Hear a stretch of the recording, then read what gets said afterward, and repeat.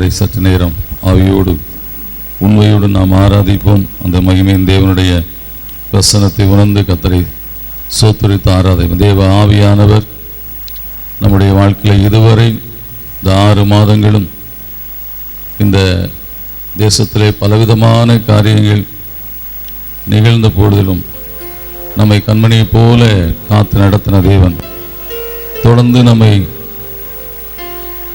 அவருடைய கிருபையின் சட்டிகளுக்குள்ளாய் மூடி மறைத்து காத்து நடத்தும்படியாய் கர்த்தரை நன்றியோடு சோத்திரித்து பாடுவோம். அல்லேலூயா.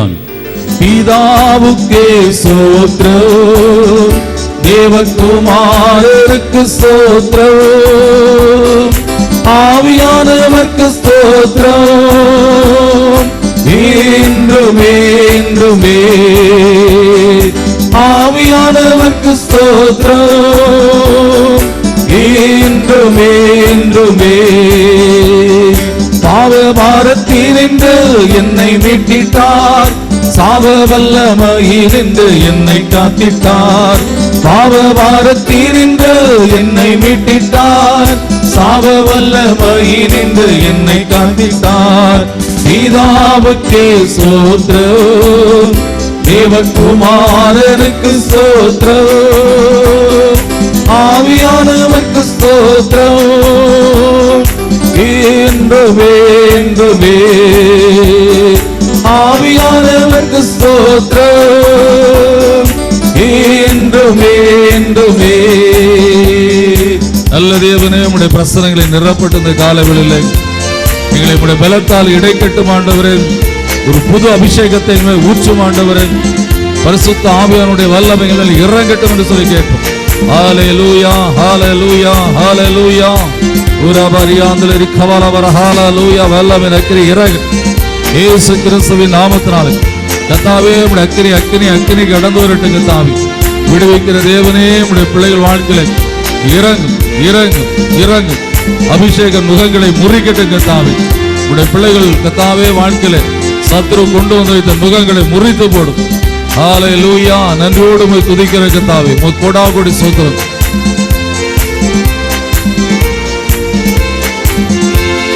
ஜீவ புத்தகத்தில் எந்தன் பேர் எழுதவே தம் ஜீவனை கல்வாரியிலே ஊற்றி விட்டாரே. ஜீவ புத்தகத்தில் எந்தன் பேர் எழுதவே தம் ஜீவனை கல்வாரியிலே ஊற்றி விட்டாரே. பிதாவுக்கே ஸ்தோத்திரம், தேவகுமாரருக்கு ஸ்தோத்திரம், ஆவியானவருக்கு ஸ்தோத்திரம், என்றுமே என்றுமே. ஆவியானவருக்கு ஸ்தோத்திரம், என்றுமே என்றுமே. சேனைகளின் தேவன் என் சொந்தமானாரே, சேனை சேனை தூதர்களை தந்து விட்டாரே. சேனைகளின் தேவன் என் சொந்தமானாரே, சேனை சேனை தூதர்களை தந்து விட்டாரே. பிதாவுக்கே ஸ்தோத்திரம், தேவகுமாரனுக்கு ஸ்தோத்திரம், ஆவியானவருக்கு ஸ்தோத்திரம், என்றுமே என்றுமே. ஆவியானவருக்கு ஸ்தோத்திரம், என்றுமே என்றுமே. அசைவாடும் ஆவியே, தூய்மையின் ஆவியே, அசைவாடும் ஆவியே, தூய்மையின் ஆவியே, இடமசைய உள்ளம் நிரம்ப இறங்கி வாருமே. அல்லேலூயா. இந்த இடமசைய எங்கள் உள்ளம் நிரம்ப இறங்கி வாருமே.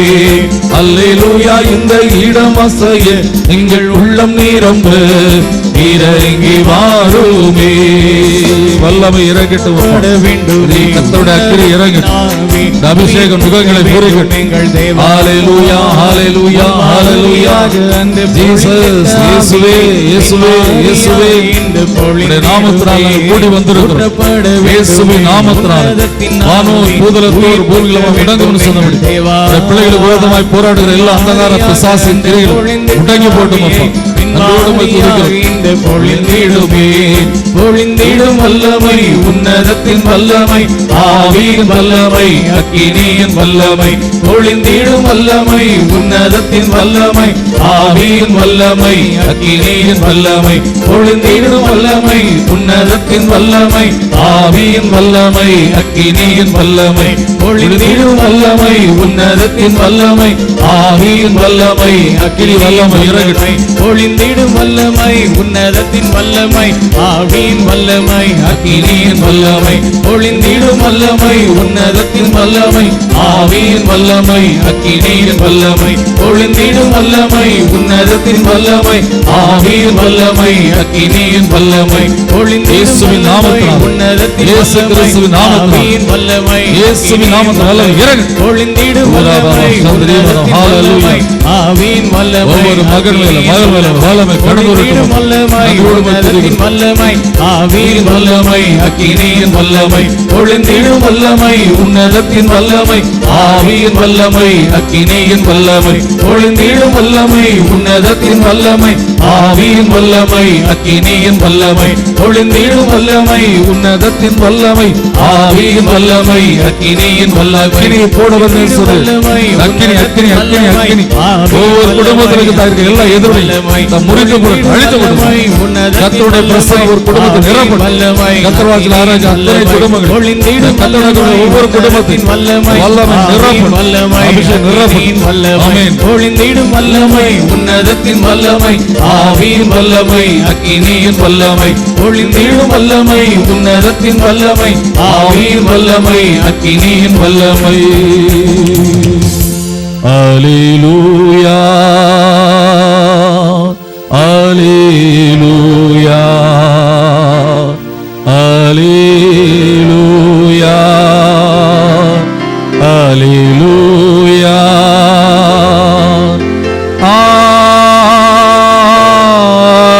அல்லேலூயா அல்லேலூயா அல்லேலூயா அல்லேலூயா. நன்றி பிதாவே, நன்றியோடு உம்மை துதிக்கிறோம். இந்த காலை வேளையிலே கர்த்தாவே நாங்கள் உம்மை ஆராதிக்கும்படியாய் தயவை கர்த்தாவே கிருபையை எங்க மேல் வைத்ததுக்காய் ஸ்தோத்திரிக்கிறோம் கர்த்தாவே. நன்றியோடு துதிக்கிறேன், ஸ்தோத்திரிக்கிறேன் கர்த்தாவே.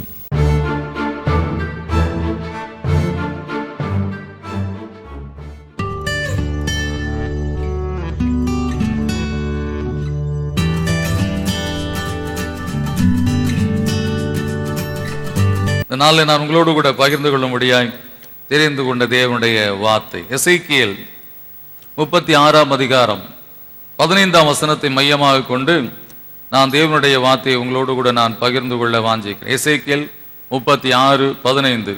நான் இனிமேல் பிரஜாதிகள் செய்யும் அவமானத்தை உன்னிடத்திலே கேட்க பண்ணுவதும் இல்லை, நீ ஜனங்களின் நிந்தையை இனிமேல் சுமப்பதும் இல்லை. நீ ஜனங்களின் நிந்தையை இனிமேல் சுமப்பதில்லை. நம்முடைய வாழ்க்கையில அநேகர் நம்மை எப்படியாவது வெட்கப்படுத்த வேண்டும், வேதனைப்படுத்த வேண்டும்.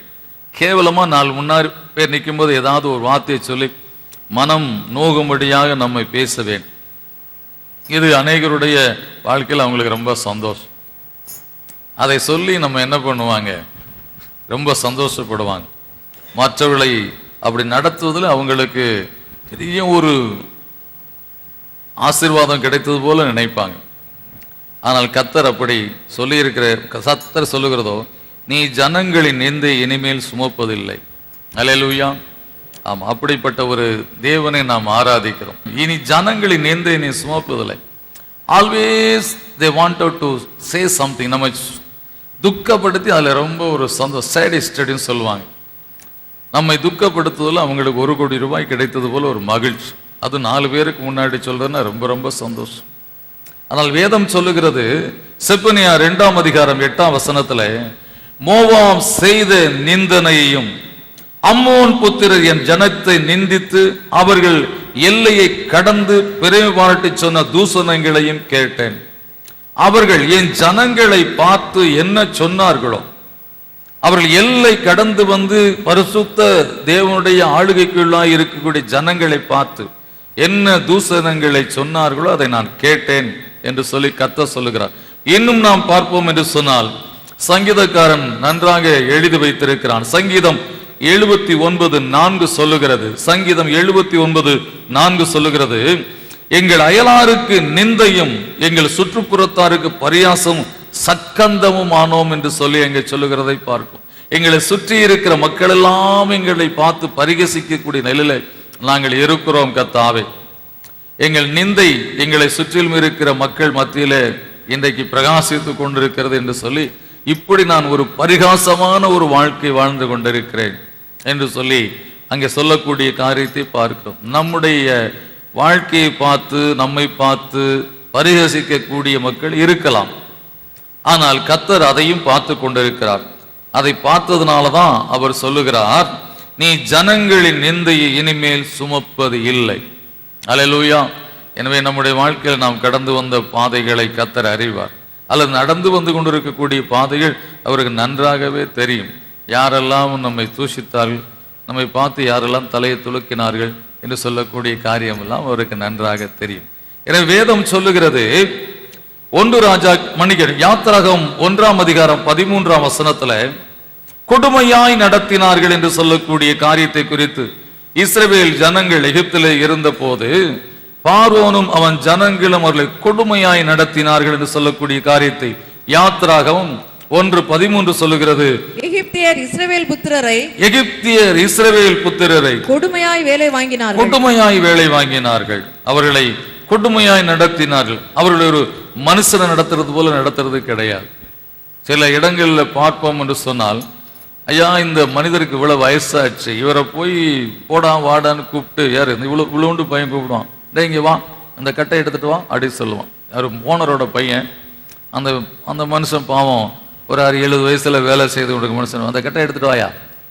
இவனுக்கும் அவருக்கும் கிட்டத்தட்ட ஒரு 50 வயசு வித்தியாசம் இருக்கும். கொடுமை, அவர் வயசு கூட என்ன பண்ண மாட்டாங்க, அந்த மரியாதை இல்லாதபடி நடத்துவார்கள். கொடுமை. அதுபோல இஸ்ரவேல் ஜனங்கள் எகிப்தில் இருந்த போது அவர்களை கொடுமையாய் வேலை வாங்கி, இன்னைக்கும் அப்படித்தான் இந்திய மக்கள் அயல் நாட்டிலே போய் வேலை செய்யும் போது அவங்க வந்து சொல்லுற கண்ணீரை காரியத்தை பார்த்தான், ஐயா அதை கேட்காதீங்க, நாங்கள் லேபராக அங்கே போய் நாங்கள் படுற பார்த்து எங்கள் ஏதோ போயிட்டோம், கடனை வாங்கி உடனே வாங்கி போயிட்டோம், எனவே அதை எப்படி நாங்கள் கட்டுறது, அதனால இதெல்லாம் பல்ல கடிச்சிட்டு நாங்கள் இருந்து என்ன பண்ணுறோம், அந்த கடனை கட்டுறதுக்காகவே வேலை செய்து கொண்டு இருக்கிறோம் என்று சொல்லுகிற மக்களை நான் கேட்டிருக்கிறேன். எனக்கு அன்பானவர்களே, அதே போலதான் அங்கே அப்படிப்பட்ட வேலையை அன்றைக்கு வாங்கினார். அது மாத்திரமல்ல, 14ஆம் வசனம் சொல்லுகிறது. 14ஆம் வசனம், சாந்தும் செங்கலுமாகி இவைகளை செய்யும் வேலையினாலும் வயலில் செய்யும் சகலவித வேலையினாலும் அவர்களுக்கு அவர்கள் ஜீவனை கசப்பாக்கினார்கள் என்று சொல்லப்பட்டிருக்கிறது. அவருடைய வாழ்க்கையில ஜீவன் கசப்பாக முடியும். ஏன் இனிமே வாழணும், ஏன் இனிமேல் வாழ வேண்டும் என்று சொல்லி எண்ணக்கூடிய அந்த எண்ணத்தை கொடுக்கக்கூடிய கை, இப்படியெல்லாம் வாழ்ந்துதான் நம்ம இந்த கையில சோறள்ளி சாப்பிடணுமா அப்படின்னு சொல்லக்கூடிய நினைவுகளை அந்த மக்களுடைய வாழ்க்கையில ஒருவேளை உண்டாகி இருக்கலாம். எத்தனையோ குடும்பங்களை நமக்கு இன்னைக்கும் பார்க்குறோம். வேதனையோடு அந்த மக்கள் சொல்றாங்க, ஐயோ இந்த வீட்டில் இருந்து இந்த சோறு சாப்பிட்றதுக்கு செத்து போலாங்க. கொடுமையாய் நடத்தக்கூடிய ஒரு அன்பற்ற ஒரு நிலையிலே அவர்களை நடத்தக்கூடிய காரியங்கள், அதை பார்க்கும்போது அவங்க கொடுமையாய் வேலை வாங்கினார்கள், ஜீவனை கசப்பாக்கினார்கள். இப்படிப்பட்ட காரியங்கள்லாம் கர்த்தர் பார்த்தார். வேதம் சொல்லுகிறது, யாத்திரா 3ஆம் அதிகாரம் 9ஆம் வசனம் சொல்லுகிறது. யாத்திரா 3:9 சொல்லுகிறது, இப்பொழுதும் இஸ்ரவேல் புத்திரரின் கூக்குரல் என் சந்தியில் வந்து எட்டினது, இஸ்ரவேல் புத்திரனுடைய கூக்குரல் என் சந்நிதி வந்து கேட்கிறது. எகிப்தியர் அவர்களை ஒடுக்குகிற ஒடுக்குதலையும் கண்டேன், எகிப்தியர் அவனை ஒடுக்குகிற ஒடுக்குகளை கண்டேன். நீ இஸ்ரவேல் புத்திராகிய என் ஜனத்தை எகிப்திலிருந்து அழைத்து வரும்படி கர்த்தர் கண்டார் என்று சொல்லக்கூடிய காரியம் சொல்லப்பட்டிருக்கு.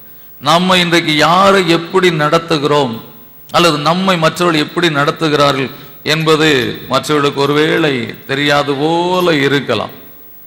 நான் சிங்கப்பூர்ல கீழ் அங்கே 17 அடுக்கு மாடி, அதில் நான் தங்கி இருக்கிற போது மேல் வீட்டில் நைட் ஆயிடுச்சுன்னா நான் படுத்துக்கிற ரூமுக்கு மேலே ஒரே தடாடான்னு சரி ஓன ஒரு லேடி அழுகிற சத்தம் கேட்கு. அந்த சைனீஸ் குடும்பம், அந்த அவன் குடிச்சிட்டு வந்து அவன் அடிக்கிறது அந்த லேடி. அந்த அடிக்கிற அடி, நான் ஒரு காலில் எழுந்திரிச்சு கேட்டேன், என்னை நான் தங்கியிருந்த அந்த வீட்டு சவரன், என்ன ஒரே இப்படி சத்தம் கேட்குது, ஐயோ தினம் இதான் பிரதர், அவன் குடிச்சிட்டு வந்து ஒய்ஃபை அடிக்கிறான். அந்த அம்மா சத்தம் போடுது, போலீஸில் போய் சொன்னால் பிடிச்சி உள்ள வச்சுருவாங்க, அவனோட லைஃப் அதோட முடிஞ்சு. ஆனால் அந்த அம்மா அடியை வாங்கிட்டு எப்படியோ பொறுமையாக இத்தாண்டு காலத்தை கடத்திக்கிட்டு இருக்கு அப்படின்னு சொல்லி அந்த கீழ் வீட்டில் இருக்கக்கூடிய என்னுடைய நண்பர் சொன்னார்.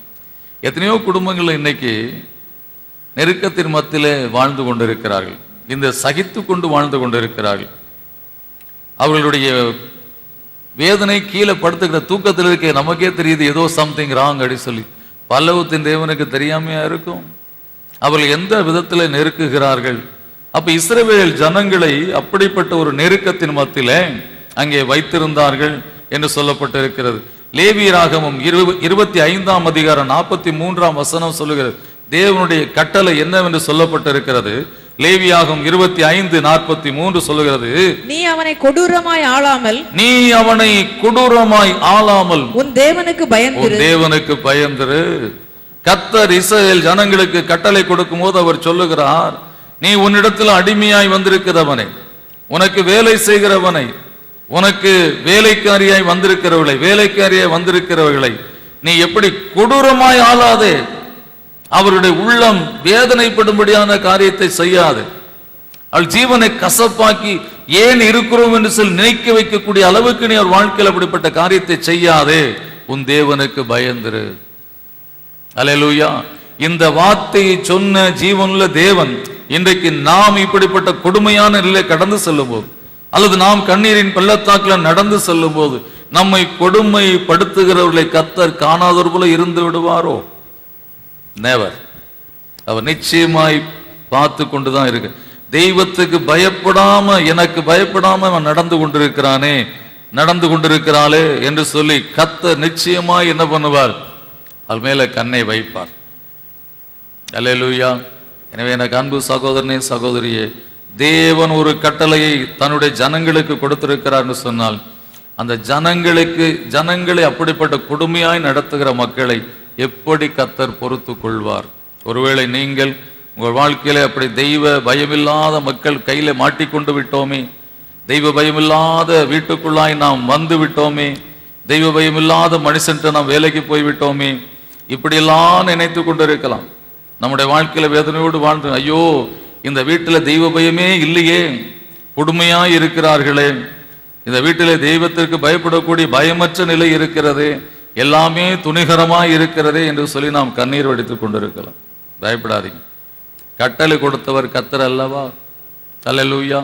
அவர் கணக்கு கேட்பார். நிச்சயமாக ஒன்றும் முடியலன்னா காலை உடைச்சு போட்டுருவார். அல்லேலூயா. ஒன்றுமில்லை என்று சொல்லலாம், அதை கர்த்தர் நமக்கு இங்கே சொல்லப்பட்டிருக்க அடுத்த அடியை பார்க்கும்போது, ஏசாயா தீர்க்கதரிசி புத்தகம் 52:5 சொல்லுகிறது. ஏசாயா 52:5 சொல்லுகிறது, அவர்களை ஆளுகிறவர்கள் அவர்களை அலற பண்ணுகிறார்கள், நித்தம் இடைவிடாமல் என் நாமம் தூசிக்கப்படுகிறது என்று கர்த்தர் சொல்லுகிறார். கர்த்தருடைய நாமத்தை தூசிக்கக்கூடிய அளவுக்கு அங்கே செயல்கள் நடந்து கொண்டிருக்கிறது. இவங்க தெய்வம் கர்த்தரா இருந்தா ஏயா இந்த மக்கள் அலறி கொண்டு இருக்கிறாங்க? இவங்க தெய்வம் கர்த்தரா இருந்தா ஏன் இவங்க ஜீவன் கசப்பா இருக்கிறது என்று சொல்லி மற்றவங்க கேட்டுக்கொண்டிருக்கிறார்கள். ஏன் இப்படிப்பட்ட காரியம் இந்த மகனுக்கு நடக்கிறது? இவன் பைபிள் எடுத்துட்டு சர்ச்சுக்கு போறானே, ஏன் இவனை இப்படி கஷ்டப்படுத்துறாங்க, கஷ்டத்துல வாழ்ந்து கொண்டிருக்கிறான்? கர்த்தர் அதையும் கேட்பார். என்னைத்தானே அவன் தூசிக்கிறான், நான் இன்னும் பதில் செய்யலேன்னு சொல்லித்தானே என்னைய அந்த மக்கள்லாம் பார்த்து கேட்கிறாங்க. கர்த்தர் நிச்சயமாய் பதில் செய்வார். யாத்திராகம் 12ஆம் அதிகாரம் 29, 30, 31, 32 வசனங்களை பார்ப்போம் என்று சொன்னால், நீதியின் தேவன் அவர் என்ன செய்தார் என்று சொல்லி இங்கே பார்க்கிறோம். நடுராத்திரியிலே சிங்காசனத்தின் மேல் வீற்றிருக்கும் பார்வோனுடைய தலைப்பிள்ளை முதல் காவல் கிடங்கில் இருக்கும் சிறைப்பட்டவனின் சிறைப்பட்டவனுடைய தலைப்பிள்ளை வரைக்கும் எகிப்து தேசத்தில் இருந்த முதல் பேர் அனைத்தையும் மிருக ஜீவன்களின் தலையீற்று அனைத்தையும் கர்த்தர் அளித்தார். அப்பொழுது போதும். God waited. கர்த்தர் எப்பயுமே நான் பிரசங்கத்தில் சொல்லுவேன், உடனே கர்த்தர் காதை பிடிச்சி முறிக்கிற மாட்டார். எச்சரிப்பார், சொல்லுவார், பேசுவார். அதுக்கு மேலே அப்படி என்ன பண்ணார்னா, ஏதாவது நடக்கட்டும் அப்படின்னு சொல்லி கர்த்தர் இப்படி திரும்பி கொள்வார். அப்புறம் கீழே விழுந்து பல்லெல்லாம் போய் ஐயோ சொல்ல சொல்ல கேட்காம போனானே அப்படின்னு சொல்லி என்ன பண்ணுவார், வருத்தப்படுவார். அதனால் நம்முடைய வாழ்க்கையில் நிச்சயமாக நீதி செய்கிற தேவன் நீதி செய்கிறத நம்ம பார்ப்போம். It may takes little time. கொடுமையாய் நடத்துகிறார்கள், நிந்தை, வேதனை, பரிகாசம், அற்பமான கேட்கக்கூடாத வார்த்தைகள், இப்படியெல்லாம் சொல்லக்கூடிய காரியம். ஒரு வீட்டுக்கு நான் போயிருந்தேன். அவங்களுக்கு திருமணமாகி 2 குழந்தைகள் இருக்கிறது. கிட்டத்தட்ட அந்த பிள்ளைங்களுக்கு இப்போ 20 வயசு, ஒரு மூத்த பொண்ணுக்கு இருக்கும், ரெண்டாவது பொண்ணுக்கு 17 வயசு இருக்கும். அந்த குடும்பத்தில் அந்த அம்மா சொல்லுது, ஐயா எங்கள் அப்பா என்னை ஒரு நாள் கூட திட்டினது கிடையாது, எங்கள் அப்பா ஒரு நாள் கூட என்னை என்ன பண்ணல, ஒரு வார்த்தை கூட சொன்னது கிடையாது. ஆனால் இந்த வீட்டில் வந்து நான் படாத பாடுபட்டு கொண்டு இருக்கிறேன். அதுக்குள்ளே அவங்க வீட்டுக்காரங்க வந்துட்டாங்கன்னு கப்புன்னு அந்த அம்மா நிப்பாட்டிட்டாங்க. எத்தனையோ குடும்பங்களில் இப்படிப்பட்ட கிறிஸ்தவ குடும்பங்கள்லேயே இப்படிப்பட்ட நிலைகள் காணப்படக்கூடிய காரியத்தை நாம் பார்க்கிறோம். அநேகருடைய வாழ்க்கையில் இப்படிப்பட்ட நிலைகள் இருக்கிறது. ஆனால் கர்த்தர் அதை பார்த்து கொண்டு இருக்கிறார். எனவே நம்முடைய வாழ்க்கையில் நிச்சயமாய் நீதி செய்கிற தேவன் நம்மோடு கூட இருக்கிறார். நிச்சயமாய் உங்கள் நிந்தையும் நெருக்கத்தையும் உங்களை பரிகேசிக்கிற மக்களுக்கும் கர்த்தர் நிச்சயமாய் பதில் செய்வார். ஏன்னா அவர் சொல்லி இருக்கிறார், லேவியராகமம் 25:43, அவனை கொடூரமாய் வேலை வாங்காமல், அவனை கொடூரமாய் ஆளாமல் தேவனுக்கு பயந்து நீ அவனை நடத்துன்னு, ஒரு வேலைக்காரன் நடத்தும் போதே நீ தேவனுக்கு பயந்து நடத்துன்னு சொல்லி கர்த்தர் சொல்லி இருக்கிறார். அப்படிப்பட்ட தெய்வம் எப்படி நம்மை மற்றவர்கள் கொடுமையாய் நடத்துவதை பொறுத்து கொள்வார்? தெய்வ பலம் இல்லாமல் நம்மை நடத்துகிறது எப்படி அவர் தாங்கிக் கொள்வார்? உள்ளங்கையில வரைந்திருக்கிற தேவன் எப்படி அதை நம்முடைய வாழ்க்கையில அனுமதிப்பார்? கவலைப்படாதிருங்கள், நீதி சரி கட்டுகிற தேவன் சீக்கிரமாக பதில் செய்ய உண்மையுள்ளவராய் இருக்கிறார். அல்லேலூயா. அன்பு சகோதரனே, சகோதரியே, ஒருவேளை நம்முடைய வாழ்க்கையில் இப்படிப்பட்ட பாதையில் நடந்து போய் கொண்டிருக்கலாம், நிந்திக்கலாம், பெருமையாய் பேசலாம், நம்மை கொடூரமான வார்த்தைகளை சொல்லலாம். ஒன்றுக்கும் கவலைப்படாதீங்க. கர்த்தாவே நீர் கேட்டீர், நீர் பதில் செய்வீரப்பா. நான் இதுக்கு எந்த விதமான காரியத்துக்கும், இதுக்கு நான் என்ன நிந்தை, அவமானம், பெருமையான விரோதம், அதுக்கு நான் தகுதியற்றேன். ஒரு வழியிலும் அது எனக்கு சார்ந்ததே கிடையாது. வீணாய் வீணாய் வீணாய் இந்த காரியத்தை நான் சகித்துக் கொண்டிருக்கிறேன் ஆண்டவரே. வீணாய் இந்த வேதனையின் பாதையில் நடந்து கொண்டிருக்கிறேன். வீணாய் கர்த்தாவே எனக்கு விரோதமாய் சத்துருக்கள் எழும்பி என்னை இப்படிப்பட்ட காரியங்கள்லாம் சொல்லுகிறார்கள். நீர் கர்த்தாவே அறிந்திருக்கிறேன். கோலியாத்துக்கு பதில் செய்தவர், சனகரிப்புக்கு பதில் செய்தவர், இஸ்ரவேல் ஜனங்களுக்காக எகிப்தியர்களுக்கு பதில் செய்தவர் என் தேவனாய் உங்கள் தேவனாய் இருக்கிறார். உங்கள் இருதயம் கலங்காதிருப்பதாக தேவனிடத்தில் விசுவாசமாய் இருங்க. நீதி செய்கிற தேவன் நிச்சயமாய் நீதி செய்வார். நீங்கள் கடந்து வந்த பாதைகள், நெருக்கங்கள், வடித்த கண்ணீர், நிந்தை, வேதனை எல்லாவற்றையும் கர்த்தர் அறிந்திருக்கிறார். நிச்சயமாக விடுதலை உண்டு, நிச்சயமாக சந்தோஷம் உண்டு, நிச்சயமாக சமாதானம் உண்டு. இன்று கண்ட எகிப்தினை நீ ஒருபோதும் நீங்கள் காண்பது கிடையாது. நல்ல தகப்பனே, வேதனையோடு பாடோடு வந்திருக்கிற பிள்ளைகளுக்காக ஜெபிக்கிறேன். இந்த நாளில் எங்களுக்காய் சிலுவையை தூக்கினவர் கர்த்தாவே, எங்களுக்காய் முள்முடி சூடப்பட்டவர், எங்களுக்காய் இந்த ஆடையெல்லாம் உருவிக்கொண்டு அவமானப்படுத்தப்பட்டவர் நான் நினைத்து பார்க்கிறோம். அப்பா, எங்களுக்காக நிந்தையெல்லாம் அனுபவித்தீரே. நாங்களும் இன்றைக்கு நிந்தை அனுபவித்திருக்கோம், வேதனையோடு வந்திருக்கிறோம். we are broken hearted, இருதயம் நொறுங்குண்டு வந்திருக்கிறோம். கர்த்தாவே, எங்களை மன்னியும். ஒரு விசை கர்த்தாவே, எங்களுக்கு இந்த சகிக்கக்கூடிய தன்மை இல்லாதபடி நாங்கள் முறுமுறுத்திருக்கலாம். நாங்கள் கர்த்தர் எங்கே என்று சொல்லி கேட்டு இருக்கலாம். எங்கே நீதி செய்கிற தேவன் என்று சொல்லி கர்த்தாவே நாங்கள் அங்கலாய்த்திருக்கலாம். எங்களை மன்னித்தரலாம். அப்பா, நிச்சயமாய் நீர் பொறுமையாய் இருந்து எங்கள் சத்துருக்களுக்கு நீர் சந்தர்ப்பம் கொடுக்கிற தேவன். அப்பா, மனம் திரும்புவதற்கான காரியத்தை ஒருவேளை கட்டளையிட்டு இருக்கலாம். கர்த்தாவே, நீர் இப்பொழுதும் எங்களுக்கு இரக்கம் வைத்து இந்த நிந்தை, நெருக்கம், அவமானம் என்று சொல்லக்கூடிய இந்த காரியங்களை விலகி காத்துக்கொடும். நாங்களும் மகிழ்ச்சியோடு துதிக்க முடியாது. நீர் எங்களுக்கு இறங்கும். எங்கள் சத்துருக்களுக்கு நீர் எங்களை பந்தி ஆயத்தப்படுத்தி எங்கள் தலை எண்ணெயால் அபிஷேகம் பண்ணி எங்கள் பாத்திரம் நிரம்பி விட வாழ்க்கையை தார். கர்த்தாவே, அவனுக்கு கால் உடையிறானோ கை உடையிறானோ எங்களுக்கு லாபம் இல்லப்பா. அவனுக்கு மேல எங்களை உயர்த்தி வையும். அவனை விட எங்களை ஆசீர்வதித்து எங்களை மேன்மைப்படுத்தும். அவனை விட எங்களை கர்த்தாவே மென்மேலும் ஆசீர்வதித்து கோடாகுடியாய் பெருக பண்ணுவோப்பா. நாங்கள் உங்களுடைய நாமத்திலே வாழ்ந்திருக்க, ஆசீர்வாதமாய் இருக்க கிருபை. எங்களை ஆசீர்வதித்து இயேசு கிறிஸ்து நாமத்தில் வந்து ஒவ்வொரு பிள்ளைகளும் ஆசீர்வதித்தலும் ஆசீர்வாதமாய் காத்து இயேசு கிறிஸ்துவின் நாமத்தில் கேட்கும் நல்ல பிதாவே ஆமீன். நம்முடைய கர்த்தராகிய இயேசு கிறிஸ்துவின் கிருபை, தேவனுடைய அன்பு, பரிசுத்த ஆவிய தெய்வத்தின் அந்யோன்ய ஐக்கியம் நம்மோரோடும் இந்த கர்த்தர் வாஞ்சியுள்ள நாளைக்கு அத்தனை பிள்ளைகளோடும் கர்த்தரோடு ஒவ்வொரு பிள்ளைகளோடும் இன்றும் என்றும் சதா காலம் இருப்பதாக. ஆமேன்.